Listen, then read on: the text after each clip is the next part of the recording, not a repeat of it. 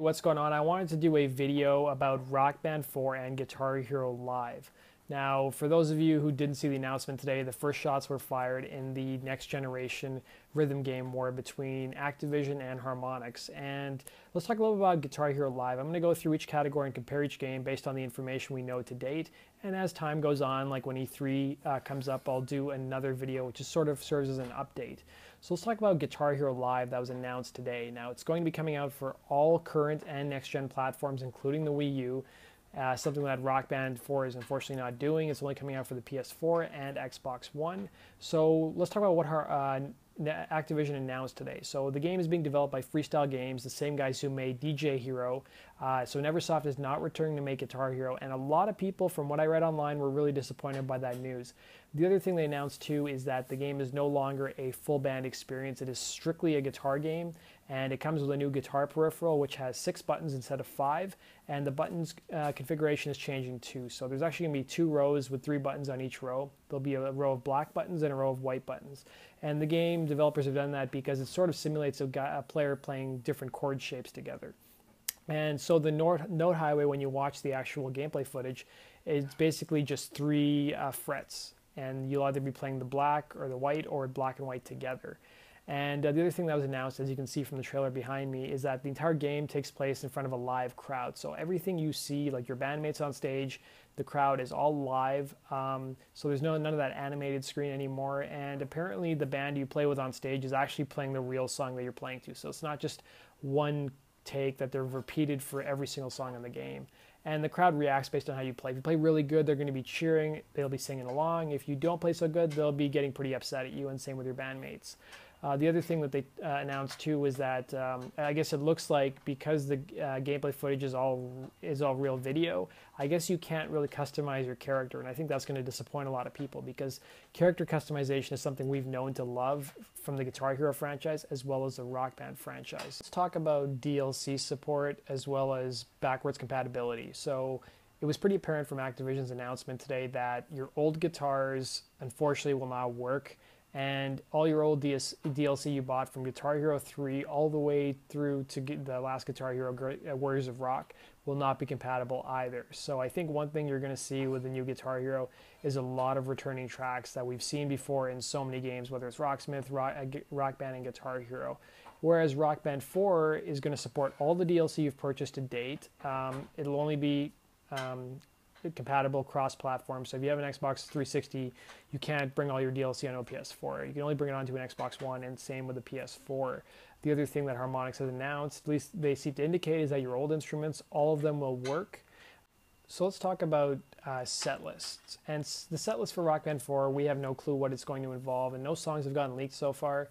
But they've said that it's going to be pretty top tier, and it's going to feature a lot of artists we haven't seen before in Rock Band.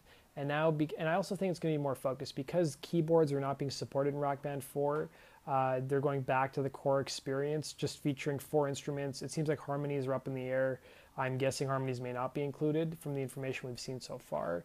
But I think that allows Harmonix to be more focused on just, catering to a certain genre of rock, rather than seeing bands we saw in Rock Band 3, like seeing artists like Lady Gaga, Elton John, or Billy Joel. I don't think some of those artists will return. Whereas Guitar Hero has been pretty open with the artists that are going to be into the game. So it's going to be pretty eclectic, and it's going to be a lot different than what we saw in past Guitar Hero games, which I think may upset, in fact, a lot of people. Some of the artists that were announced today included people like Skrillex, which I think is a rather interesting addition to Guitar Hero. There'll be Green Day, who had their own game, if you remember, back in 2010. There's going to be Gary Clark Jr., there's going to be Fall Out Boy, there's going to be American Authors, there's going to be Of Monsters and Men. So there's a pretty broad variety of artists we see. And compared to previous Guitar Hero games have always been very focused. It's usually on the harder rock side. This one seems to be catering to what the developers have said is more like a festival of, like of Coachella proportions, like the kind of artists you would see at those kinds of festivals. And I think it's trying to lean more towards the poppy side, but we'll see what comes of their actual setlist announcement at E3. Was the DLC for the game after it is released, after both Guitar Hero and Rock Band 4 are released. And Activision announced something pretty interesting with what they call Guitar Hero TV. Now, it's basically going to allow you to jump in and out and play along to music videos of different songs, and they're basically separated by genres as well. And they didn't really elaborate anything further on that, and they didn't really talk about what the pricing model for that would be. But they have been really adamant about saying, hey, we're not going to release yearly Guitar Hero games like we did on the last generation of consoles. So it looks like Rock Band and both Guitar Hero are just going to release one game for this platform, at least as a platform for this generation of consoles, and just keep supporting it with DLC. And Harmonix has said that while they're going to release songs as DLC, they're also going to be upgrading the gameplay experience, which is something I think is a stark and a drastic difference between both franchises. The thing I fear with Guitar Hero is that the gameplay is going to get stale, and maybe the songs may keep the game a little bit fresh, but when Harmonix is improving the gameplay experience based on what the player's feedback is, I mean, that says a lot about keeping the game fresh and feeling brand new. And while we haven't really gotten any more details past that, we'll probably see more at E3 being announced. I think it's safe to say that, for DLC support, I think it's going to be Harmonix once again. They supported Rock Band 1 through 3 with 256 or 258 consecutive weeks of DLC. And that song library has grown to over 2,000 songs, most of which will transfer over to Rock Band 4. Harmonix has talked a lot about making the core band experience much more realistic and more interactive.